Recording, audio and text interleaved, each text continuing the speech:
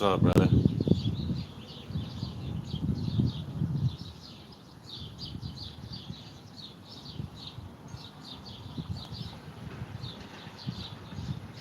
Druzy, Ben, what's up, guys?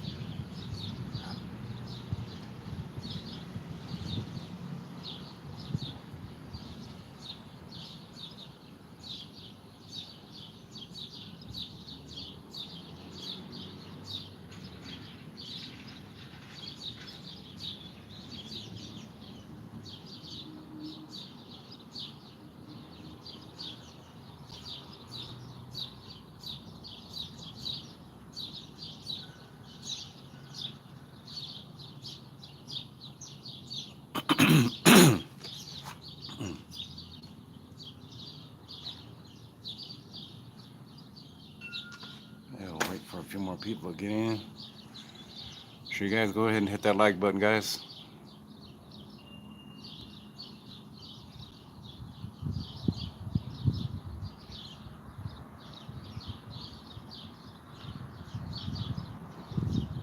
How you guys doing on this Monday?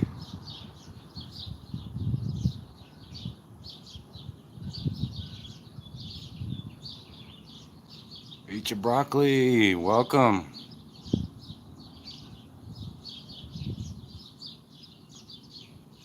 Yeah, Ben. Maybe you guys probably have one of these kind of books in your library. You guys have one about your own town. I know the Gilbert Bystander checked one out for himself, and this is the title. Maybe you guys might have one for your town. Images of America, and there's no particular author. It's just the this one here is the residents that lived here. But yeah, check it out sometime, Ben. Maybe you guys might have one of these kind of books in your library. Awesome, man. Sinaloa, welcome. Appreciate you dropping by.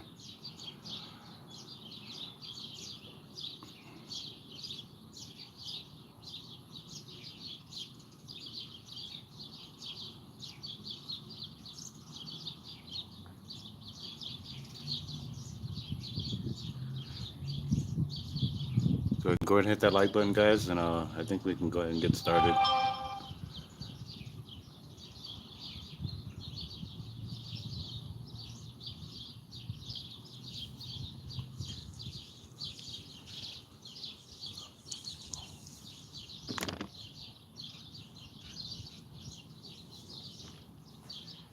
Yeah, there's quite a few birds around here, Sinaloa.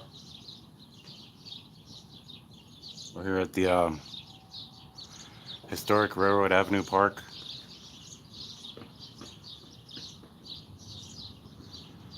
And the birds are all flying around over here. So, all right. Without further ado, we'll go ahead and get into it. We have a good enough amount of people in chat, so here's chapter 9, 1940s and 1950s. Wilcox experienced another boom in building during the 1940s and 1950s. Many new businesses opened. Tourist traffic slowed during the war years due to rationing of tires and gasoline. But it returned to normal after 1945. It was estimated that an average of 3,000 vehicles a day passed through on Highway 86. Wilcox also had the advantage of US Highway 666, now 191, joining Highway 86, 88 miles west of town, and continuing 12 miles eastward before turning towards Safford, Arizona. Mining was no longer of significance locally, but cattle ranches still surrounded the area, with Wilcox still the best place to market the cattle. The number of farms was increasing, and the amount each farm could produce had increased through use of electricity, modern equipment, and education. Wilcox remained a trade center, with a huge percentage of retail sales and services being to non-residents from the surrounding communities. In the 1940s, Dale and Ruth Mellenbrook Bruch became editors of the Arizona Range News. Porter Fox had the Chevron station. Lynn Camp was manager of the Wilcox commercial, and Delmer Smith owned Wilcox Auto Parts. People shopped for groceries at Plo's, the home of fine foods, or ate at the Star Cafe owned by George and Mary Grosh. In the 1950s, there was a choice between the Valley Store, Mills Grocery, or Wilcox Market. Crooker, Kemper, and Willoughby were the attorneys, and travelers stayed at the We Blue Inn Motel. Alright, now we can get to the pictures here.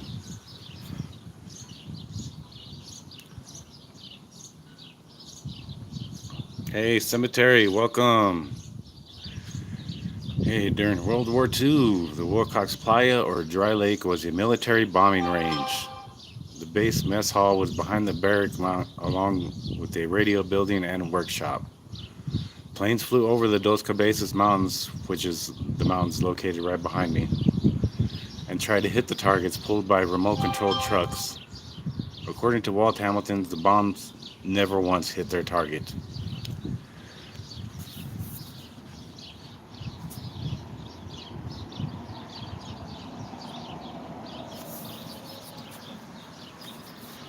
Okay. The bombing range crew in 1943 from left to right: Horace Moyer, Jerry Candela, Lynn Nielsen, Steve Coutras, Walt Hamilton, unidentified,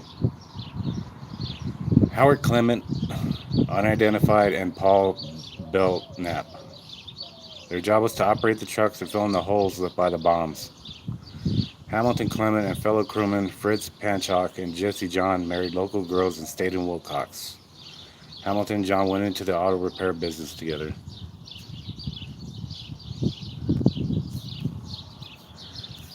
Alrighty. Right here we have the bombing range, the front yard and flagpole, as seen from our picture, as seen from the top of the water tank tower. The Southern Pacific Railroad and Route 666 overpass are in the background. In 1944, a Navy seaplane made an emergency landing on the lake after one engine failed, renamed the Mirage of the Wilcox Dry Lake. The plane was repaired and flown to San Diego.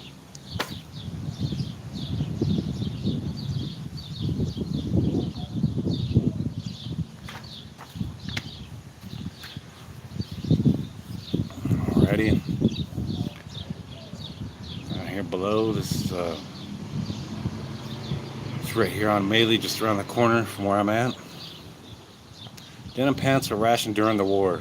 The toggery, owned by Bruce and Hazel Huffman, would advertise when a shipment of Lee's and Levi's arrived, and the line of customers waiting to buy jeans would reach all the way down the street. Sulphur Springs Valley Electric Cooperative was next door, then the post office. Dana Ridge Johnson's Tax Service and the Maverick Hotel were in the Valley National Bank building. So all these people here are just waiting to buy some Lee's and Levi's here, guys.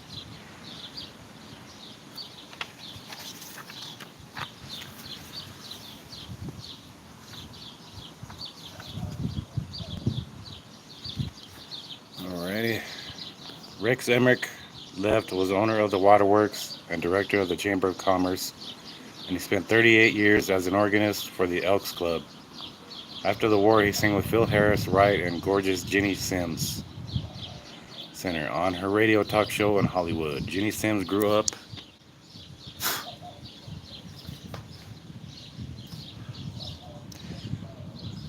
in Wilcox and became a famous singer in Kay Kaiser's orchestra and a movie star. Married 3 times, she died in 1994. Dee Dee Sims, the father of Ginny Sims, opened the theater.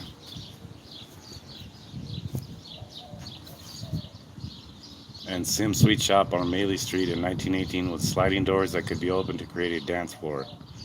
An electric piano provided music for the silent films. It was located in the Grabash Riggs Bank building. Ernest Browning had a Piggly Wiggly store next door. On October 12, 1948, bowling alley was opened next door to the bank.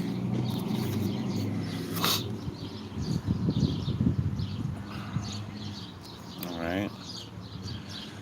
Albert O. Ricks and stepdaughter Carmen Detloff were all dressed up for Easter Sunday. Ricks and his wife, also named Carmen, operated the Wilcox Tavern after Chick Williamson. It was located in the old headquarters saloon building, which burned in 1948.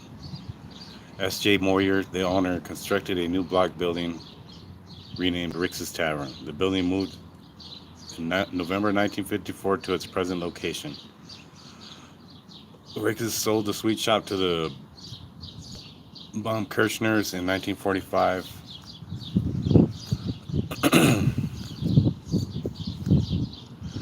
Okay, from left to right, Double Detloff, Carmen Detloff, Albert Ricks, Holden Kitt, Armagnac, Johnny Bell Detloff, Carmen Ricks, and Alex and Catherine Huffman Armagnac gathered to send Alex off to war in France. In the 1970s, the sweet shop burned in a fire that started in the Western Bar. The theater was saved by a firewall by A.O. Ricks. Yeah, this is the theater right in front of me, guys.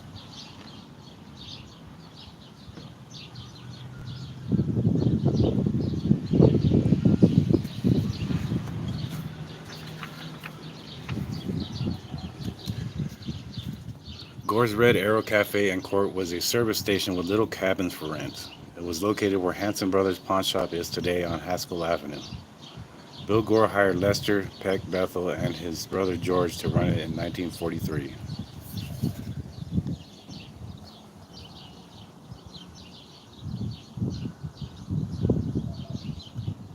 Hey, Johnny F. Face. Welcome, brother.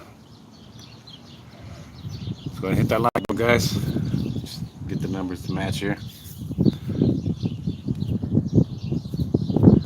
Okay, this postcard from the Cactus Drive-In Cafe was mailed in 1947. It was located on Haskell Avenue across from the current Circle K store. By 1949, ownership had passed from H. Earl Speed Long to Bob Rankin. In 1970, the Tip Top Cafe opened this location with Jenny and Wade, last name unknown, as proprietors. Here, guys, it just gives you the mileage of how far it is to the nearest states or towns.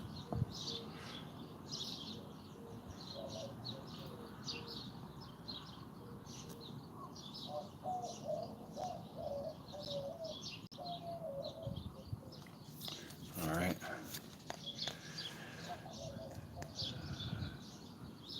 AC 1950 aerial view shows the Frontier Motel and the Home Cafe at the end of Chapman's Motel at right. The price of gas was 31.9 cents a gallon. The large building with Gore on the roof was the Red Arrow, and the Truck City Cafe was across the street. Cattle shipping pens are at the far left, along with cattle, with a little white building that held the scales.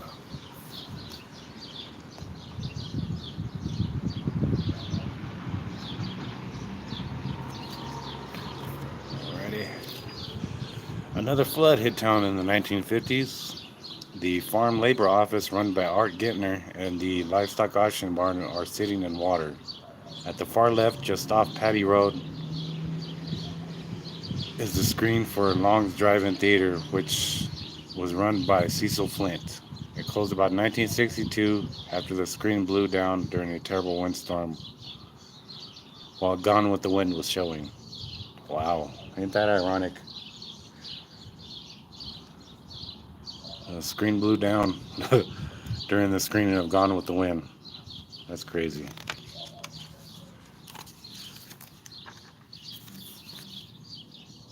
Okay. Buck and Mabel Dale Clayton owned Clayton's Radiator Shop. It was the 76 gas station, the Union Oil dealer shop, and an auto repair shop. Clayton ran the business, located on South Haskell Avenue from 1948 to 1984.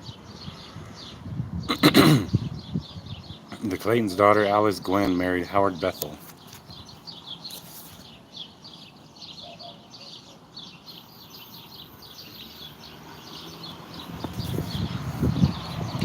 Okay, the Wilcox Motor Supply Company was owned by L.V. McCord and William Riggs in 1914. It was a Chevrolet dealership at the time of this photograph, but later it sold and serviced Fords.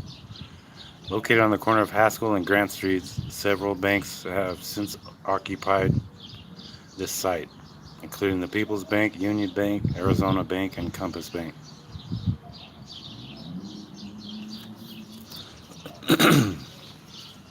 Okay. George Coleman, led president of the Rotary Club in 1941, elementary school principal for 23 years, stands beside his wife, Gretna. Their daughter, Dorothy Finizzi Shadoin, is the new bride of Ben Briscoe Jr. on their wedding day, October 9th, 1954. His mother, Luther Briscoe, was at right.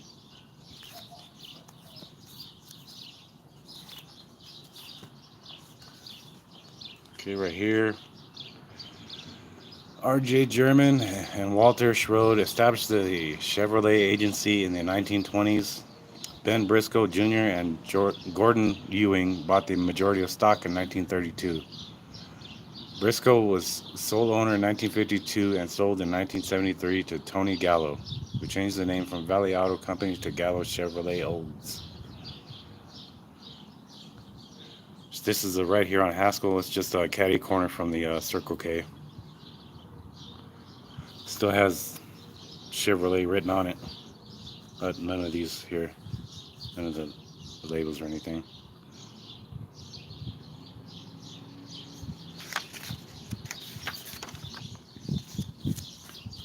Okay. The Wilcox Lumber and Supply began as Blinn Lumber Company in 1882. W.F. Nichols purchased it in 1888. Ralph Lewis was the owner when Thomas Fleetham and Harry Saxon purchased it in 1939. Saxon was president, and his wife Anna was vice president, and Fleetham was secretary, treasurer, manager. Fleetham operated the company until 1981 when he passed it on to his son. Tommy Fleetham is beside his father, Thomas, in the Wilcox Lumber and Supply store.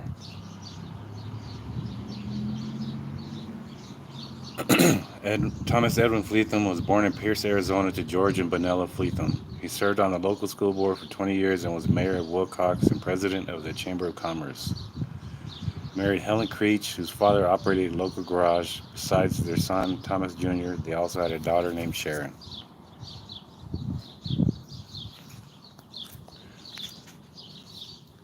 Okay, the Wilcox Power Company, ice plant, and waterworks was owned by Ritter and Walker in 1928 and managed by Walter Lynham with his office in back. Ownership changed to Arizona Power and Light Company and Sulphur Springs Valley Electric Cooperative, who sold the water plant in 1947 to John Gungle and Rex Emmerich. The Soil Conservation Service rented the garage portion for an office.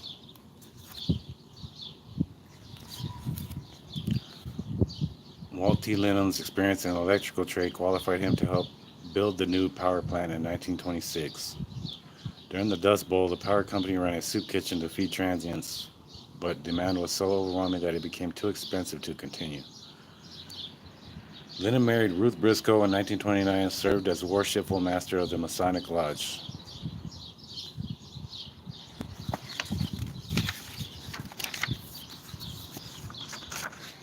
Dunlap Cafe was located in front of Dunlap Oil Company on Haskell Avenue at the south entrance to town. Mary Nevins, the manager, was the grandmother of Ted DiBiase, World Wrestling Federation's famous $1 Million Man, with the slogan, "Every man has his price." Yep, believe it or not, guys. Yep, Ted DiBiase, the $1 Million Man, guys. Every man has his price. Ted graduated from Wilcox High School in 1972. His father was a professional wrestler, Iron Mike DiBiase, and his mother Helen was a lady wrestler.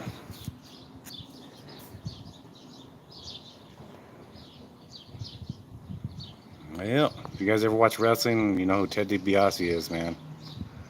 Everybody's got a price. Okay. And this right here, we're looking north at the corner of Maley and Haskell Avenue.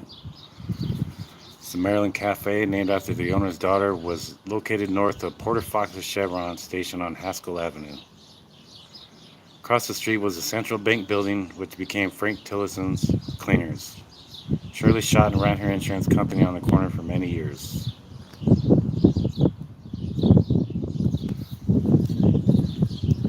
Edward B. McCaleb and his wife Jessie came to Wilcox in 1920. They purchased Frank Rodman's store in 1925 and named it Valley Dry Goods and Grocery. In 1970, they sold the groceries, but they continued to operate the dry goods for several years, but were active in community affairs.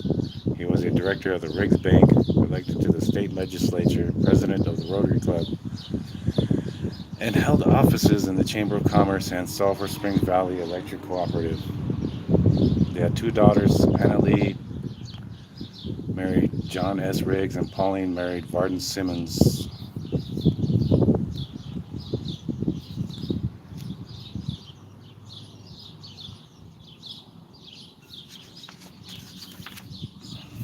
Right.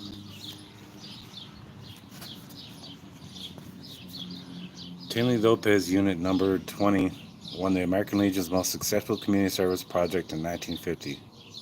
For the first time, houses and businesses received a street number.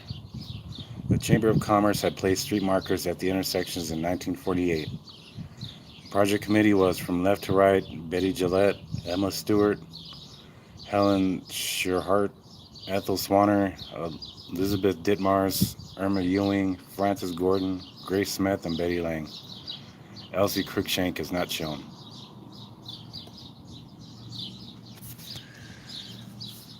Nora Glenn Cornett, who came to Arizona with her husband, and this place is just right in front of me right here. Joseph Willard Cornett in 1927, and Betty Gillette Wright watches Robert Watson attaches a street number above the door of the White Spot, known for the best hamburgers in town. The White Spot was in the same location on Railroad Avenue from 1940 to 1965. Rodney's is now located there. Okay.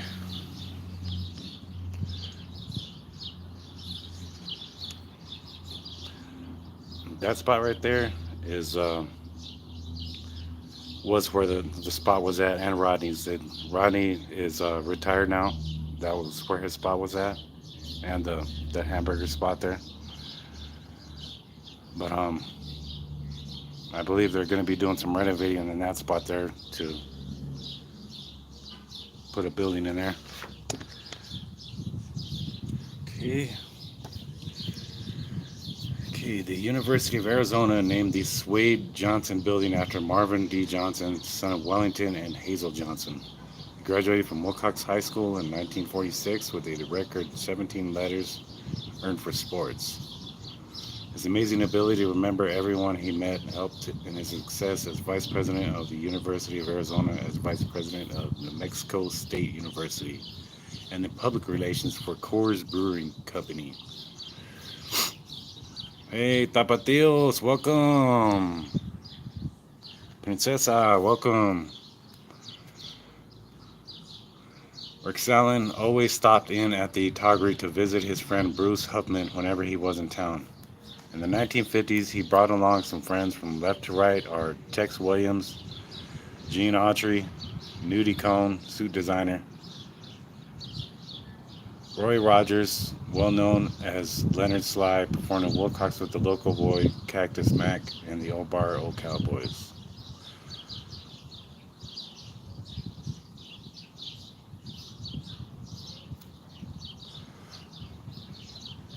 Yeah, this is still Rex Island, guys. It's our local, one of our cowboys here. They have a statue just right there.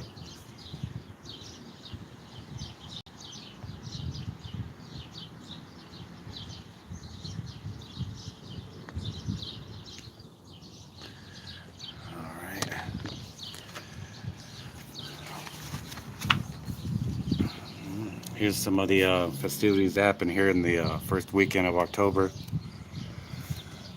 Spectators line Haskell Avenue on the rooftops to enjoy the annual Rexella Days Parade. It all started in 1952 during an FFA junior rodeo when Paige Brockridge assigned Bud Flanders to ride Rexella for a donation of a prize for all-around cowboy. He donated a saddle and a silver belt buckle and offered to do a free performance during halftime and at a dance that night. And this is part of the festivities we have here in Wilcox, guys, on the first weekend in October.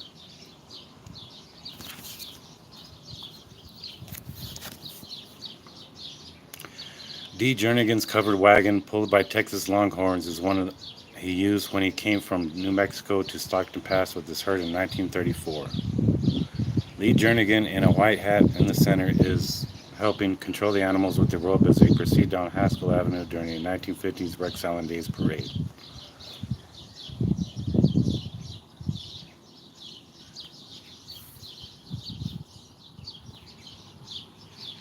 Yep, Texas Longhorns. Alrighty, right here. Sheehan's Variety, a 5 and dime store, opened November 30th, 1940, in a building constructed by Martin Gentry on North Haskell Avenue. Joseph Sheehan's wife, Louise, was the daughter of A.E. Keith, Justice of the Peace, and owner of the bakery. Huffman's Toggery also had an entry in the Rexella Days Parade. This little donkey is loaded with hat and shoe boxes.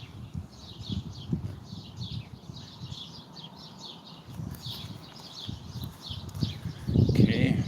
Betty Briscoe appears from a vintage auto with a sign promoting her family's automobile company, which that year featured a Super 88 Chevrolet with a rocket engine, pedal ease power brakes, Frigidaire air conditioning, and the Electronic Eye. During one of Rexella's personal appearances at Rexella Days, a 9-year-old local girl, Tanya Tucker, which you guys might know her, performed with him on stage. Tanya Tucker is another local here in Wilcox. She's a country star. Okay. Politicians are a big part of the Rexella Days parades. From 1949 to 1966, W.L. Cook served 10 terms in the Arizona House of Representatives, including 3 as Speaker of the House. He was the son of local pioneers James B. and Rebecca Cook, who operated the OT Ranch. He and his brother Mark operated the Cook Cattle Company and the old MOK Ranch.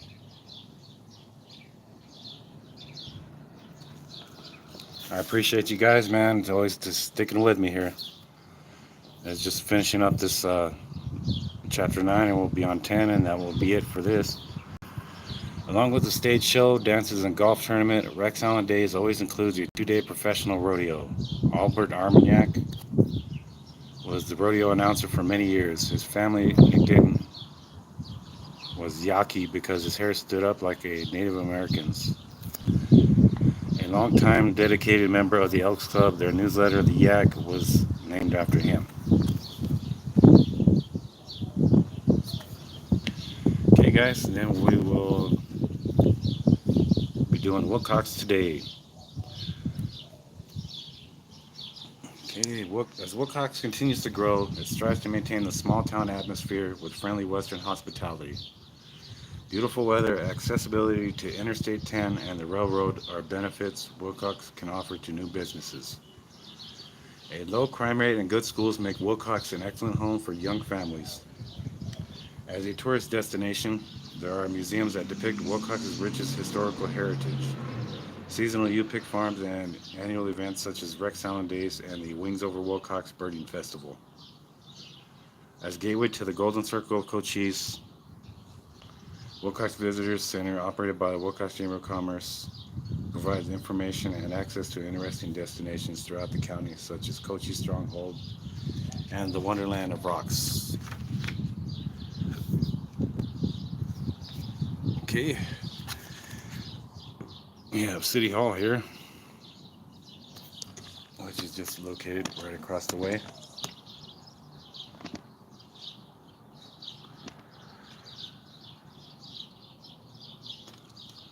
the City Hall right here.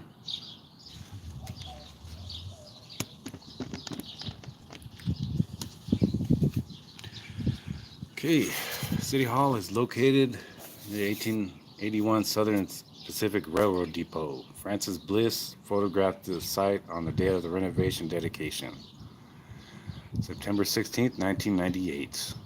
Southern Pacific agreed to a special one-time stop in Wilcox as 28 people in 1880s period costume rode the train from Benson to Wilcox. Frances and her husband Robert Bliss donated a significant portion of the money needed for the restoration.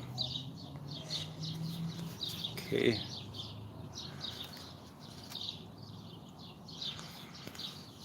Railroad Avenue, with its original buildings, brings Wilcox history to life.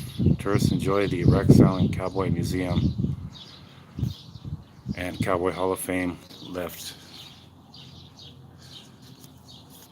and the New Friends of Marty Robbins Museum. The bronze statue of Rex Allen by artist Buck McCain stands over the walkway of local cattle brands in the newly redesigned Railroad Park, which is the park that I'm sitting in right now. And this is just to my right.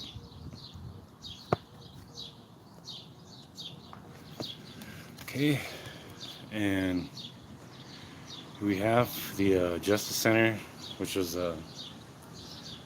constructed on Railroad Rex Allen Drive and is still receiving its finishing touches.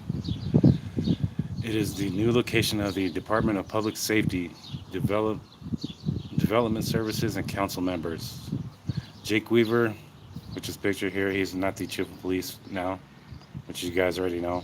It's Chief Dale Hatfield now. But this is Jake Weaver. He was the former chief of police, graduated from Wilcox High School.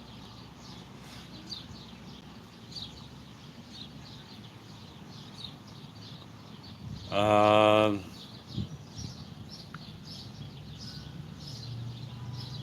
book was talking about, no, Wolfman, this is talking about my hometown.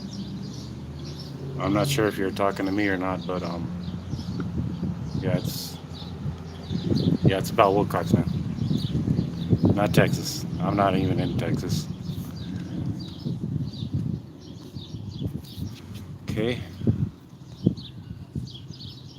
Valley Telephone and Telecom's new facility on Maley Street was the first building in town to have an elevator. Valley Telephone Cooperative was organized in 1962 to provide telephone service to outlying areas not covered by Mountain Bell. Under General Manager Lyle Donovan in 1975, subscribers were being upgraded from party lines to private lines. The cooperative now ranks near the top in number of area employees.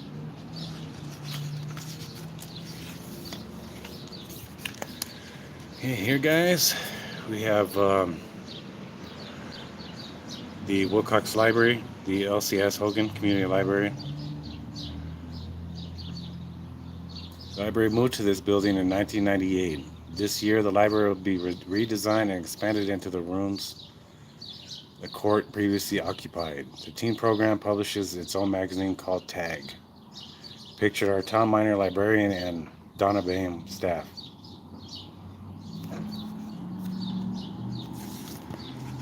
Alrighty. And right here, we have Keeler Park, which is located on the 500 block of North Bisbee. In Keeler Park, and they spelled it wrong, Keiller, Park, was named after Mayor Matt Keeler. Newly designed with the help of the Parks and Park Recreation Commission. It includes an Olympic-sized swimming pool, baseball and soccer fields, a tennis court, bicycle and jogging paths, picnic facilities, and a playground. Yep, it's our Keeler Park, guys.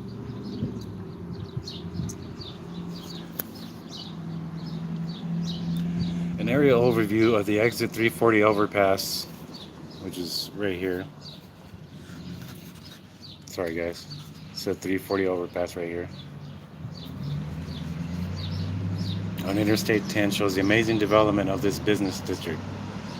5 motels and TA and docks truck stops all offer every kind of accommodation and meets all the needs of travelers.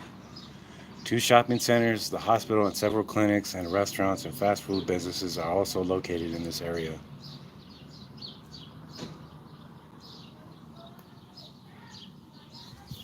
This right here, this would be the TA truck stop, Fort Grant Road, 340 West, I-10, 340 East, Safeway, McDonald's right here.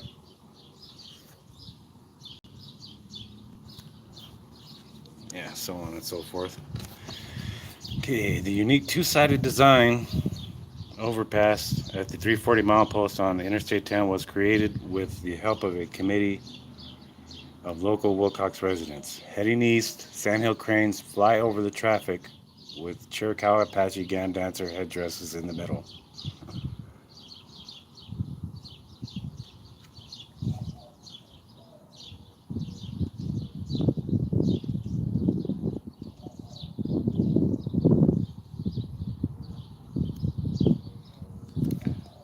Okay. Heading west, a railroad train chugs along in front of the Dos Cabezas Mountains as cattle roam and the cowboy ropes a steer.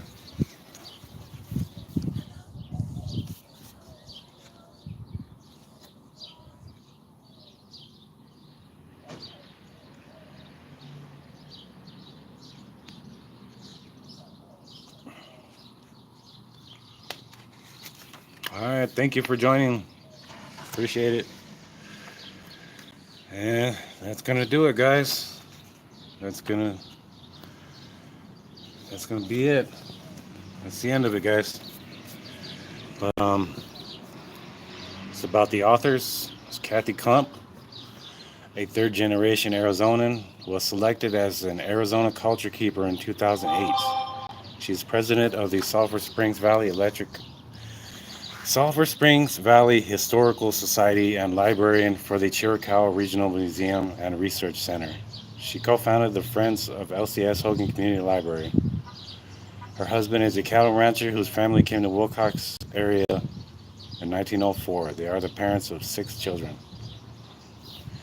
Australian-born Peta Antani has lived in Wilcox since 1985. In Australia, she was known nationwide for equine photography. She and her husband Todd started the Paint Horse Association of Australia and published the Australian Western Horseman magazine. She was inducted into the Australian Paint Horse Hall of Fame in 2008. She and Todd have 2 sons. Alright, guys, that's gonna be it, man. I'm glad that you guys could stick with me throughout that and be patient enough to listen to a little bit of the history of Wilcox here, guys.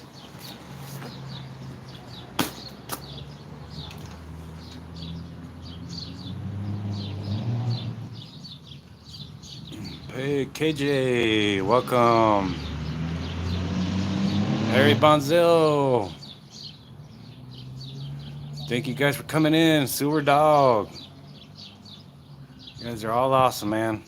Line 1, sure you guys hit that like button, guys. I really appreciate it. It really helps get the video out there for others to see. But just wanted to go ahead and thank all of you guys. Unfortunately not, Dill. There's no train today. John Eagle. Dang, we got everybody showing up, man. You guys are awesome.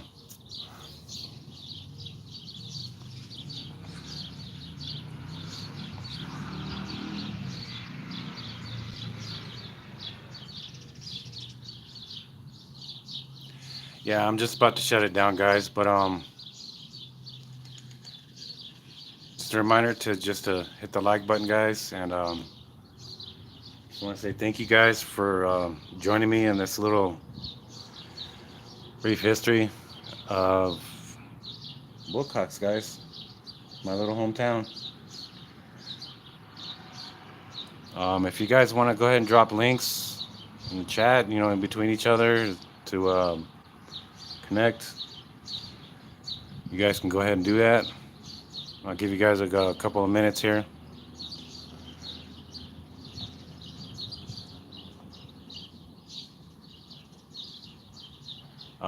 Okay, Cheryl, I'll call you as soon as I'm done live streaming here.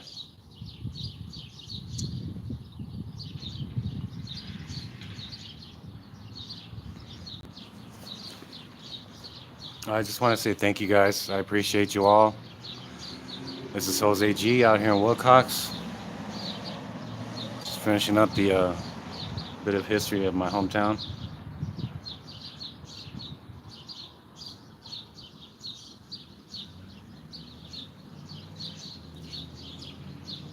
With that being said, guys, I appreciate you guys. Much love and respect. And peace out, guys.